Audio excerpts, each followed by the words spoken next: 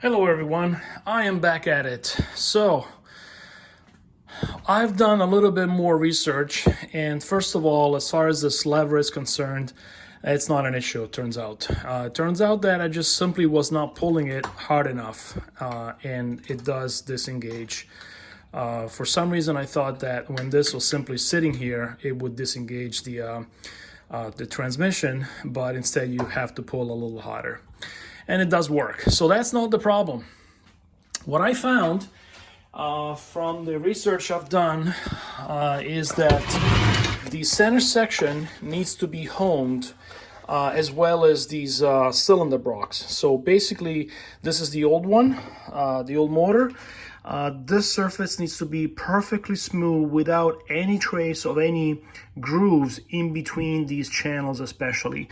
Now this one being the old one, has not been honed, and it seems perfect to me.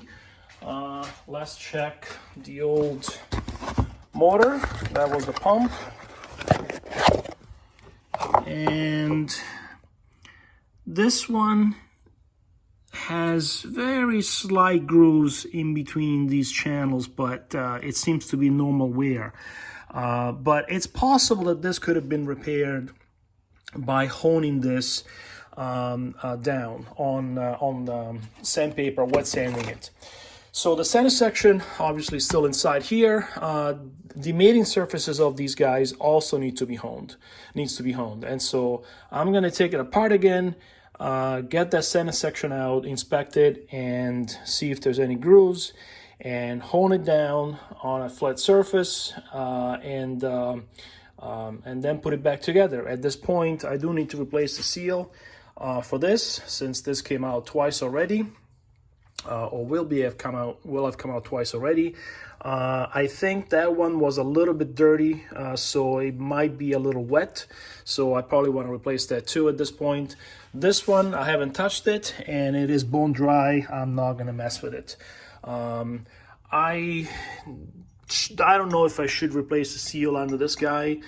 First, I need to figure out how to pull this pulley out, and see if that if I can pull the pulley out easily, then I'll replace the seal. Otherwise, I'm going to leave that alone as well.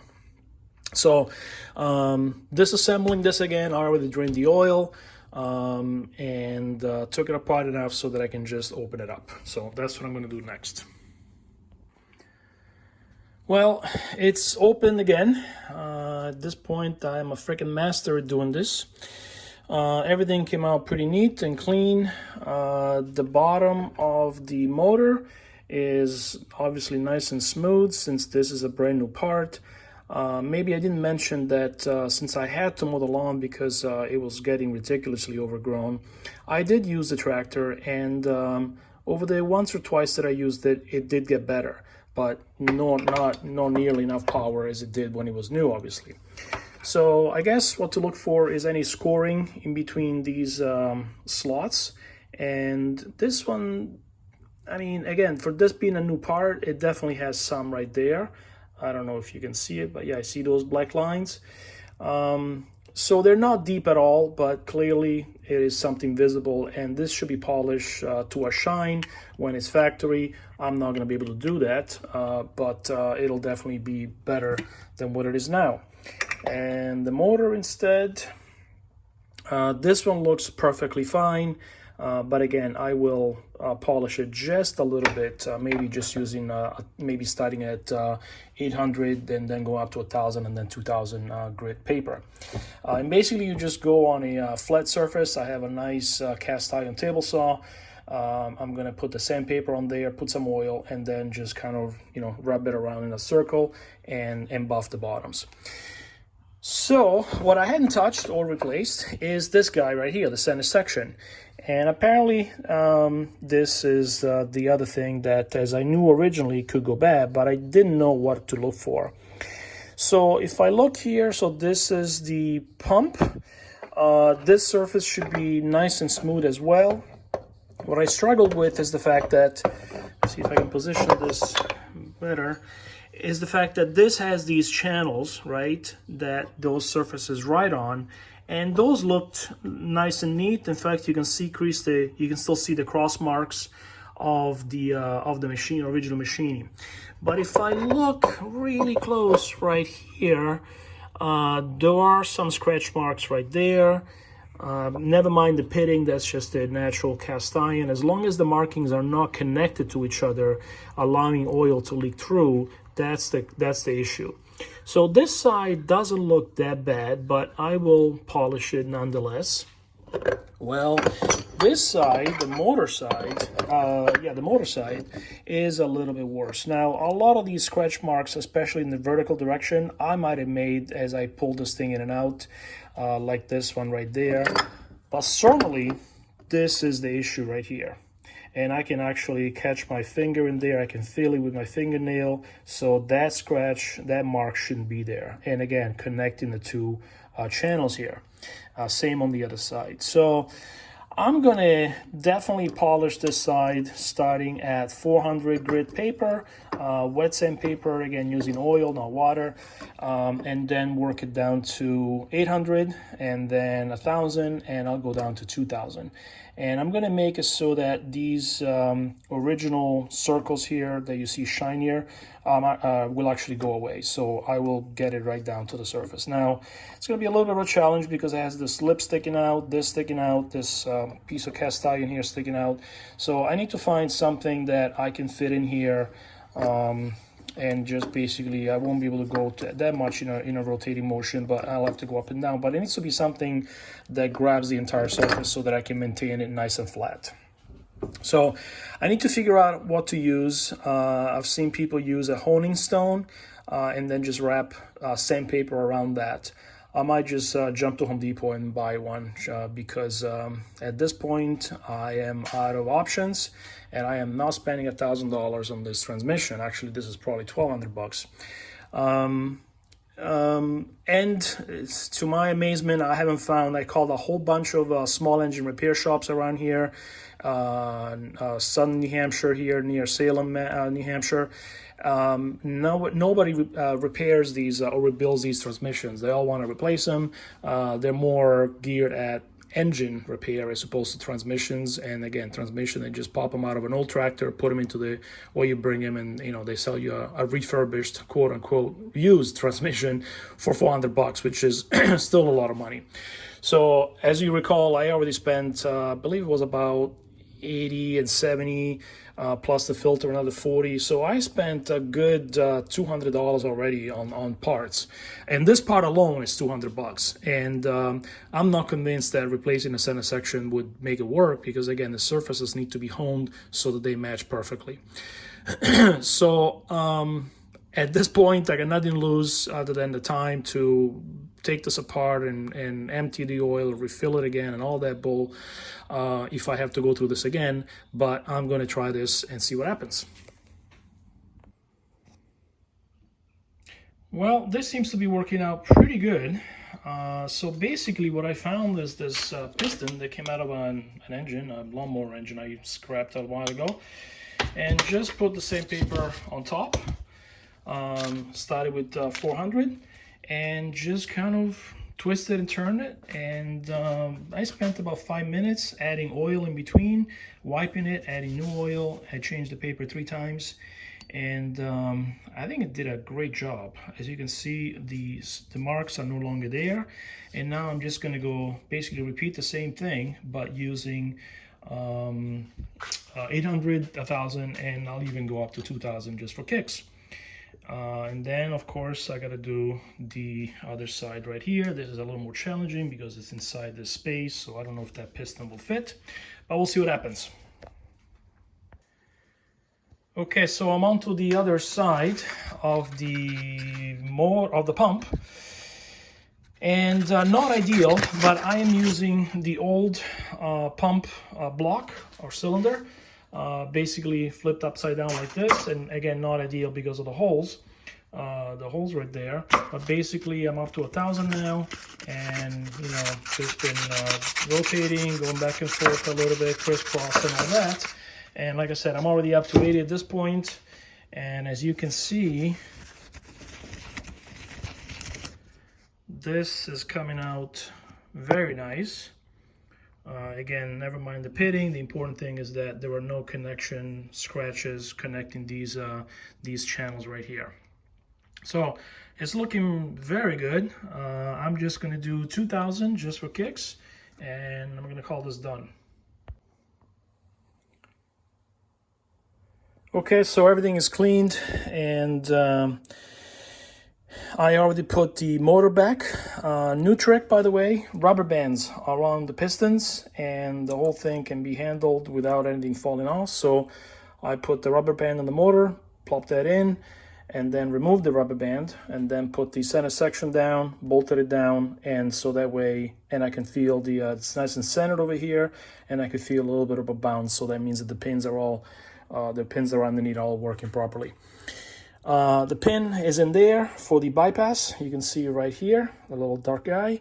And as you can see, when I pull the lever, it does pop out, so it's going to work fine. I did put a little dab of grease, so that way it's going to hopefully stay in better. But I also know how to test that. Once this is in, basically you can pull and you should see the motor just bounce back a little bit, obviously releasing the pressure. So now to put this guy in, these two need to be put in at the same time. And let me see if I can just kind of place it there to show you. I basically need to put them at the same time and compress this guy as I push down. I can also reach in with a screwdriver from the hole there where the shaft goes through, but make sure that I hit this part right here, the black part, as opposed to the part that I just honed, to kind of give it a little bit of a push so that I can then nudge it down. So that's what I'm going to be doing right now. Hello, everyone. Well, it's been a couple of weeks since I worked on this project. And mostly because, well, I've been busy, but also I ordered some parts, as I mentioned last time. Since I opened this guy a couple of times, I needed to replace some of the seals. And while I was at it, I figured I would just get some additional O-rings that I never replaced before, just for kicks. Turns out these were a couple of bucks. So basically, I'm replacing the O-ring that goes here. I already removed that. I am replacing these two O-rings, which the top cover that goes here actually bolts down into. They were not leaking, but again, what the heck. And then I am replacing the O-ring for that, I forget what this guy's called, but that bolts down on the bottom of this cover again. I also bought that spring, again, just for kicks, but they didn't have it in stock. That's what was taking so long. It was back ordered, so I canceled that one in order to receive the shipment. But most importantly, I bought the seals for the axle shaft. This guy right here, which of course I then had to buy a tool to remove that clip. As you can see, it's a pretty heavy-duty clip. And and the seal for this shaft right here. This one, I don't think it was leaking, but again, it turned out to be just a few bucks. All this was about $23, so I don't really want to reopen this guy again. But again, I have a pretty good level of confidence that the whole issue here was the fact that these surfaces, the motor to the center section and the pump to the center section, were not honed.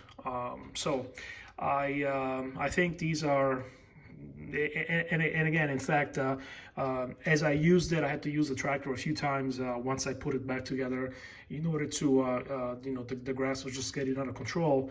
So it got better a little bit over time, but it didn't have, not nearly the power that it should. But it got better, so indicating that as those surfaces were wearing together, it was working out better. Again, make sure that the key for the bypass valves is inserted correctly. And to prove it, once it's all at the stage, if you pull the lever here, the bypass lever, you will see that section move a little bit. It's hard to show you with one hand, but if you pull it hard enough, that motor there is moving, as you can see there, just a tiny bit, and that's all it needs to let the oil through. So anyways, time to slap it back together, and then of course I'm going to have to put the gasket maker on. I'm going to let that dry overnight, so I know I'm busy tomorrow, so that means that this is going to take another weekend before I get back to it. Anyway, time to get it back together. I'll show you if I run into any issues. when it's complete, and we'll see what happens. So I'm in the process of cleaning up the gasket area. I'm gonna use a new gasket maker and seal it up. Like I did before, I will close this up, then flip it upside down. I'm gonna clamp it into the vise like I have this guy right now in its place, and take the shaft out of the case here, which is the key to do this right. Put all those gears back in, put this guy back in with the shaft standing up, and then gasket it, and then slip the case on top of it. I'll show you when I get to that step. Okay, quick update. So, as I mentioned, I closed this cover here, and I cleaned this gasket area right here, as well as the cover. And then you begin by putting the shaft in there with all the gears on the bottom, the smaller gears here, the one in the middle, and then the shim goes next. And then this now fits on top, right there.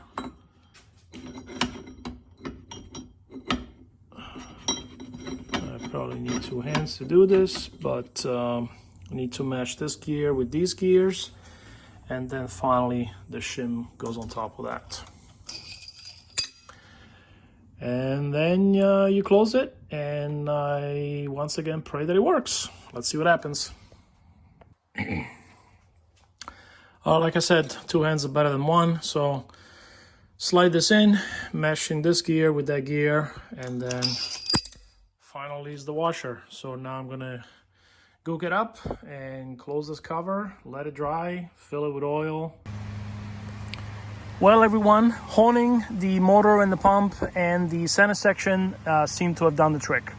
The transaxle is all back together. I didn't show you that process, but you've seen it before, unfortunately for me, since this is the second time I do this. And anyway, it's all back together, purged. Used it a few times before I put the backing plate back on and the mowing deck. So it definitely had a good opportunity to purge, and then it set for a little bit before I got to the stage. I then reassembled the mowing deck and the back plate, again use it a little bit just to mow the lawn. And now I'm actually doing the leaves, which means I am pulling this guy, and which becomes very heavy when it's full. Right now it's just about half full, and already it's swinging the back of the tractor around when I turn too fast, so indicating that it's quite heavy. And that's kind of my way of telling that in a little bit it's going to be time to empty it. Anyway, as far as the Transaxle is concerned, replacing those parts was needed to be done. It's hard to tell, but definitely it builds up tolerance over time. Spacing between those pins, and perhaps the back, the surfaces between the motor, the pump, and the center sections get scratched. Replace the parts, replace some of those O-rings. That was not completely necessary, but again, just extra insurance. And put it back together, put new oil, which I had done the very first time around before I even started this process. So I reused the same oil, and now it has the same power that it did when it was brand new. And it even has more power, I would say, I noticed in reverse, which for a while that had been declining. So it worked, and again, as you can see, I'm pulling this guy, and I just cleared this whole back section here, so it's got the power to do it. So it was kind of a fun learning process, but painful since I had to do it twice. But again, I do these things just because, from a learning experience, nothing more. So it worked, and you can try yours. It's not that complicated. There is not much that you can screw up. Just be careful not to lose parts and whatnot, and make sure it doesn't leak afterwards, which I've checked mine and it's fine. So good luck with your project. Thanks.